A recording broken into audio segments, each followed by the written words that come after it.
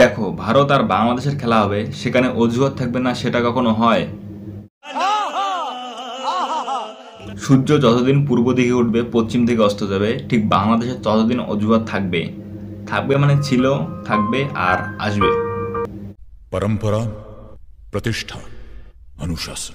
Already তারা ভাই অজুহাতের list বের করা শুরু করে দিয়েছে যে ম্যাচ হারার পরে কি কি অজুহাত দিবে। ভাই চান্স যদি কোনো কারণে ম্যাচ জিতে যায়, যদিও ম্যাচ জেতার কোনো সম্ভাবনাই নেই, তবে ধরে নিলাম বাই চান্স যদি বাংলাদেশ কোনো কারণে ম্যাচ জিতে যায়, তাহলে দেখবে যে এদের কোনো অজুহাতই নেই।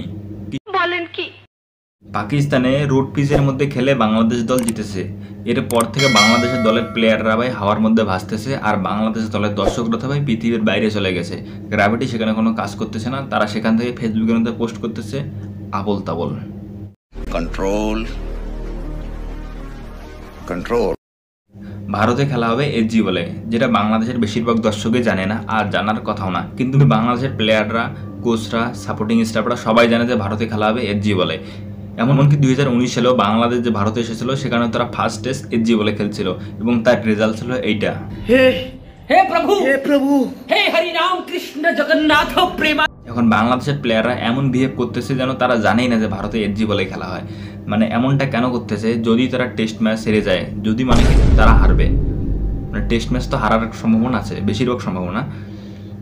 এখন টেস্ট ম্যাচ হারার পরে তো দেশে ফিরে যাবে, আর বাংলাদেশের দর্শকরা তো তোমরা সবাই জানো সামান্যতেই মানে একটু বেশি আবেগী, তো এখন তো সহানুভূতির দরকার আছে। তো তারা বলবে যে দেখো ভারতে খেলা এসজি বলে আমরা তো জানি না, ভারত আমাদেরকে পুরো দিয়ে দিছে, সো আমরা টেস্ট ম্যাচ হেরেছি, যেটা বাংলাদেশের পাবলিক সহজেই বিশ্বাস করে নেবে। কিন্তু ভাই আসল ঘটনা হলো বাংলাদেশের প্লেয়াররাও জানে, কোচরাও জানে, সাপোর্টিং স্টাফরাও জানে, এখন তো ভাই দর্শকরাও জানে যে ভারতে এসজি বলে খেলা হয়, সেটা আগে থেকেই।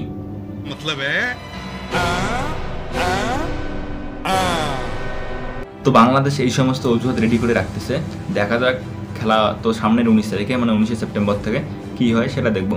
তবে আমার পার্সোনালি বাংলাদেশের দল এবার ভালো শক্তিশালী দেখাচ্ছে, কারণ বাংলাদেশ দল পাকিস্তানে গিয়ে পাকিস্তানকে হারিয়ে দিয়েছে, সেটা বাংলাদেশ দলের জন্য একটা অনেক বড় অ্যাচিভমেন্ট বলা চলে। তো প্রথম টেস্ট খেলা হবে চেন্নাইতে, আর চেন্নাইতে ভাই স্পিনাররা ভালো সাহায্য পায়, মানে অনেকটাই সাহায্য পায়, আর বাংলাদেশ দলে ভাই অনেক ভালো মানের স্পিনার আছে, সেটা সাকিব আল হাসান হোক, মেহেদী হাসান মিরাজ হোক। আর মেহেদী হাসান মিরাজকে ভাই আমার পার্সোনালি অনেক পছন্দ।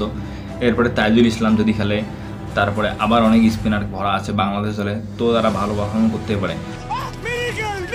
কিন্তু বাংলাদেশের ব্যাটাররা ভাই এই সিরিজে কেমন পারফরমেন্স করবে সেটা বলতে পারবো না, কারণ ভাই ভারতীয় পিচে পারফরমেন্স করা খুব চাপের ব্যাপার।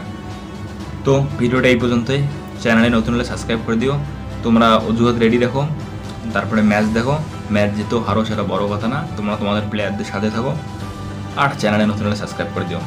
আর যদি ভিডিওটা শেষ পর্যন্ত দেখে থাকো, আমি জানি অনেকেই দেখে না, যদি তুমি দেখে থাকো তাহলে সাবস্ক্রাইব করে দিও। আর মাথার চুলগুলো বড় হয়ে গেছে। দেখা হবে নেক্সট ভিডিওতে, বাই। বাংলাদেশের বলাররা ভালো পারফরমেন্স করবে এই সিরিজে, সেটা আমি মানে বলা যায় যে বাংলাদেশের বলাররা ভালো পারফরমেন্স করবে, কিন্তু বাংলাদেশের ব্যাটাররা এই সিরিজে তো ভাই পুরো কিন্তু বাংলাদেশের ব্যাটাররা ভাই এই সিরিজ